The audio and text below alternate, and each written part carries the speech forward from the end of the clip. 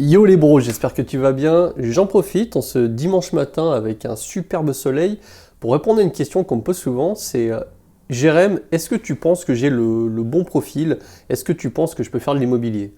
Alors, on va faire un petit peu le point sur tout ça, savoir qu'est-ce qu'il faut, quels critères sont nécessaires et indispensables pour être un bon profil, en tout cas pour faire de l'investissement immobilier. Je t'explique tout ça après le jingle.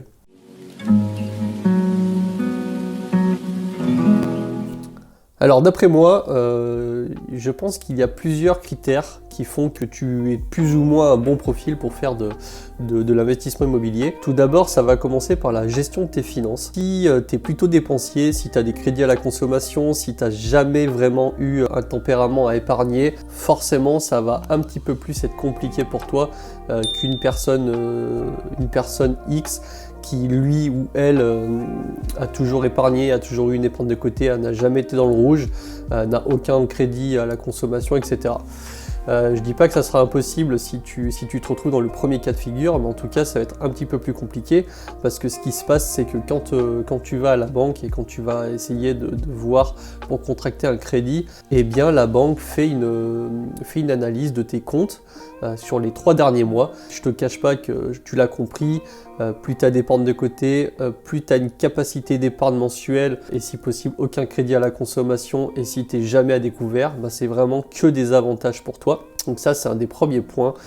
C'est très important d'avoir une bonne gestion financière. D'ailleurs, ce que tu peux faire, c'est que tu peux tout simplement faire un fichier Excel où tu as toutes les lignes de dépenses mensuelles, que ce soit les assurances, le téléphone, les crédits, le gaz, l'électricité, tout ça. Tu peux vraiment te faire un fichier Excel où tu marques absolument tout. C'est le fameux mesurer découper qui est hyper important. Ça permet vraiment de savoir quelle va être ta dépense mensuelle, en tout cas quelles sont tes charges fixes. Et tu verras que peut-être il y a quelque chose qui va se passer, c'est que tu te dis tiens c'est bizarre, je gagne 1500 €, je m'aperçois que d'après le tableau j'ai 1100 € de dépenses mensuelles et normalement il est censé me rester 400 €. Or j'ai l'impression d'être tout le temps à court d'argent, j'ai l'impression de toujours finir les mois à sec, j'arrive pas à mettre de côté. Et ben ça sera un bon moyen que de regarder et de chercher un petit peu où ça pêche et où tu dépenses cet argent. Ça peut être des fast-food, ça peut être des conneries et puis petit à petit 20 € par-ci, 30 € par-là, ça va très vite. Alors ça c'est le premier truc, c'est ce qu'on appelle être bankable ou pas. Ensuite le deuxième point c'est plus tu es jeune et plus tu as l'avantage justement sur le crédit immobilier parce que la banque part du principe que plus tu es jeune ou en tout cas plus tu es vieux et plus tu as de risques de ne pas rembourser ton crédit. Ça peut être pour tout un tas de raisons. Si tu perds ton travail à 50 ans, ça peut être un petit peu plus compliqué pour en retrouver un. Si tu as 50 ou 60 ans, forcément tu es plus enclin à développer des maladies que quand tu es jeune. Enfin statistiquement parlant c'est le cas. Donc plus tu es jeune et plus tu es enclin normalement à avoir un crédit immobilier, que ce soit pour la résidence principale ou pour faire de l'investissement locatif. Ça c'est le deuxième point. Par contre il y a une chose aussi, c'est que en troisième point, c'est que plus tu es jeune et sous-entendu moins tu as d'expérience. Et ça les banques, moi j'ai eu le cas avec mon associé. C'est vrai qu'au début quand tu arrives, et pourtant je suis pas allé à la banque à 18 ans, j'ai commencé à y aller, je devais avoir 23-24 ans. Quand tu arrives et que tu demandes un crédit immobilier, surtout pour faire de l'investissement locatif, le banquier tu sais, il va te regarder pas forcément de haut, mais il va pas forcément te prendre au sérieux comme si tu étais quelqu'un de 40 ans qui arrive bien habillé avec une posture, vraiment quelqu'un qui a confiance en lui. Donc évidemment il y a des jeunes à 20 ans, ils ont totalement confiance en eux, ils sont déjà très débrouillards, ils ont bossé, etc. Mais la majorité du temps c'est que je dirais qu'on ne prend pas spécialement au sérieux, enfin en tout cas vraiment au sérieux, tant que tu n'as pas fait tes preuves lorsque tu veux te lancer dans l'investissement locatif. Il faut d'abord que tu achètes un bien, que tu fasses tes preuves pour ensuite y retourner avec si possible des photos à l'appui, ou alors tu fais tout simplement comme nous. En fait ce qui se passe c'est que tu fais revaloriser ton bien une fois que tu l'as rénové et ça te permet d'avoir un papier pour la banque. S'il y a une hypothèque sur un bien à 100 000 € et puis que ton bien vaut 200 000 € une fois qu'il est passé dedans, forcément ça donne un peu plus de crédibilité à ta personne lorsque tu vas aller voir le banquier. Donc ça c'est le deuxième truc.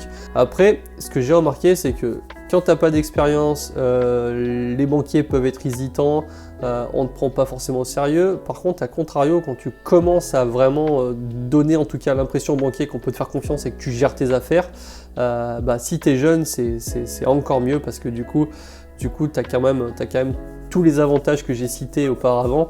Et puis si tu te débrouilles bien, bah forcément le fait de faire de l'investissement locatif va te rapporter du cash flow. Le cash flow va permettre d'épargner un peu plus si tu te débrouilles bien. Du coup, les fois d'après, quand tu retournes à la banque, eh ben, il y a tes antécédents bancaires, en tout cas ton historique bancaire qui fait que progresser. Donc ça, c'est vraiment un cercle vertueux qu'il faut arriver à mettre en place. Et ensuite, quand on parle de profil, puisque la question initiale c'était Jérém, est-ce que tu penses que je peux faire de l'immobilier? Une fois qu'on a toutes ces entre guillemets toutes ces cases de cocher, eh ben, il reste quand même la case de la motivation. Ça va vraiment dépendre de toi après, hein. De toute façon, les résultats vont dépendre de toi. C'est ta motivation à apprendre. Est-ce que tu es prêt à faire le nécessaire pour apprendre? Il va y avoir de la motivation pour travailler un minimum, tout dépendra entre guillemets, du rendement que tu vas vouloir avoir. Moi je sais qu'avec mon associé on est plutôt tape dedans et on essaie d'avoir vraiment les rendements maximum. Donc pour ça nécessite qu'on fasse quasiment l'intégralité des travaux, au moins au début. Mon associé et moi on est vraiment dans une optique de rendement maximum, quitte à en payer le prix. On déléguera certaines tâches plus tard, ça c'est sûr. Mais là pour l'instant, vu les conditions bancaires qui se resserrent un petit peu, on préfère avoir un peu moins d'encours pour un résultat supérieur. Donc ça passe par le fait de faire des travaux. Et c'est ce que je te disais, ça va dépendre de quel prix toi tu es prêt à payer. Si tu n'as pas envie de faire les grosses rénovations, bah forcément tu vas devoir passer par des artisans et tu vas baisser ton rendement et donc ton cash flow. Par contre, si tu es vraiment motivé, si tu es déterminé, si tu es prêt à apprendre, parce que moi je te cache pas que c'est pas arrivé comme ça, j'ai pas su faire, je veux dire je suis pas né à 2 ans et je savais déjà mettre du placo, faire des bandes à joint. Absolument pas, j'ai vraiment dû tout apprendre. Au début j'avais pas d'outils donc j'ai dû m'équiper, ça coûte assez cher. Bon après pour un premier bag outillage on va dire simple, il y en a pour je sais pas 1000-1500 euros. D'ailleurs si ça t'intéresse je pourrais faire une vidéo là-dessus, n'hésite pas à la mettre en commentaire. Mais globalement oui, tout l'outillage ça coûte cher, et puis après il y a surtout toute la compétence à apprendre, hein, que ce soit faire du placo, faire des bandes à joint. Enfin je parle dans mon cas précis parce que c'est ce qui s'est passé. Apprendre à faire de la plomberie, apprendre à faire de l'électricité, etc. Et quand je te dis de faire ça, c'est de le faire bien, c'est pas je sais faire de l'électricité mais en fait j'ai fait ça mal. Là nous sur le dernier bien il y a un consuel qui est passé, il y a une vérification complète. Si c'est toi qui le fais, il faut quand même que tu connaisses les normes, etc. Voilà, ça va vraiment dépendre de ce que tu es prêt à faire pour arriver où tu veux arriver. Ça c'est une des choses, je pense, pour moi les plus importantes. J'ai remarqué vraiment dans les profils, en tout cas autour de moi, et les gens que j'ai pu rencontrer, une des choses flagrantes, c'est la détermination et la mise en place d'actions pour arriver à un but précis. Il y a des gens, ils veulent arriver à un but et puis ils vont pas s'en donner les moyens, en tout cas ils vont pas mettre les moyens en conséquence, en tout cas du but qu'ils visent. Et il y a d'autres personnes qui savent où est-ce qu'elles veulent aller et qui vont vraiment s'en donner des moyens, à bosser 12 heures par jour. T'es en voiture, t'écoutes des podcasts pour te former, t'as 5 minutes d'attente, je sais pas, chez le dentiste, un quart d'heure d'attente, t'es avec tes écouteurs et t'écoutes une vidéo éducative ou alors t'écoutes une vidéo tutoriel, etc. Enfin vraiment, la différence, elle se situe à ce niveau-là. L'optimisation de son temps et vraiment, qu'est-ce que tu es prêt à faire pour arriver où tu veux arriver. Moi, je sais que, on va dire que dans l'ordre de mes priorités, c'est plutôt la liberté financière pour me libérer du temps et avec ce temps, bah, notamment pouvoir faire des vidéos YouTube, pouvoir faire des rénovations immobilières sans avoir à poser des congés payés systématiquement, etc., etc. Voilà en gros pour moi les critères qui vont faire que tu seras un bon entre guillemets profil pour faire de l'investissement immobilier ou pas. Ça va vraiment être ta gestion financière, ta détermination, ta capacité d'apprendre et ton âge. Donc ça, et encore l'âge, c'est vraiment plutôt concerné au niveau des crédits parce qu'il y a des mecs à 40-45 ans qui en veulent et qui n'hésitent pas une seconde à se lancer dans de la rénovation par exemple immobilière, de la rénovation locative, alors qu'ils ont un boulot parce qu'ils ont eu, je sais pas, le déclic de l'immobilier. Mais voilà, globalement, si tu respectes tous ces critères, normalement, ça devrait le faire. Après, évidemment, faut pas se planter au départ et faut faire les choses bien, comme je le dis tout le temps, faut vraiment faire les choses bien.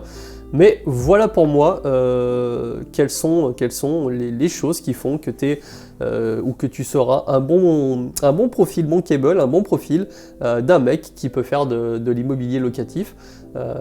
C'est tout un ensemble, mais crois-moi, c'est largement possible parce que vraiment à la base, je n'avais ni la formation, ni la pratique, ni les outils.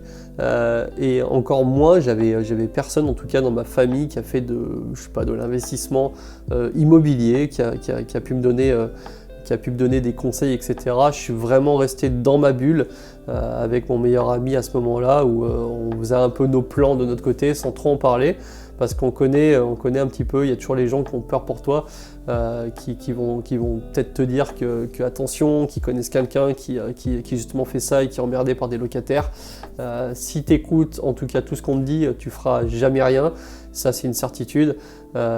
Faut vraiment que toi tu te conditionnes justement à accepter que certaines personnes ne comprennent pas ce que tu fais, mais si tu es déterminé et si tu veux vraiment, si tu t'en donnes vraiment les moyens, crois-moi, ça en vaut la peine, et c'est pour ça que tu es ici, je suppose, c'est pour avoir un petit peu d'encouragement, et moi je t'encourage à le faire, donc n'hésite pas. À partir du moment où tu fais les choses réfléchies, que c'est réfléchi, tu fais les choses intelligemment, eh ben il n'y aura pas de souci. Moi je te dis à une prochaine vidéo, ciao la team.